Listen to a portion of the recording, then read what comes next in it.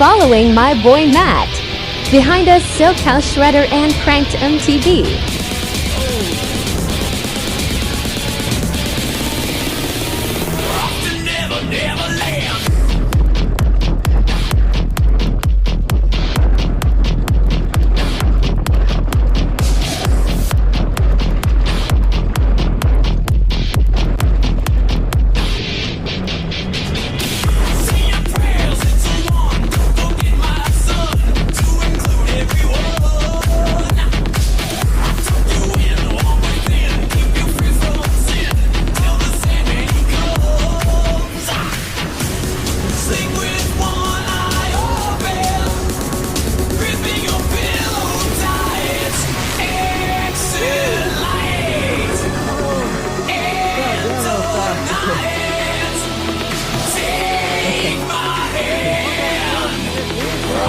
Never, never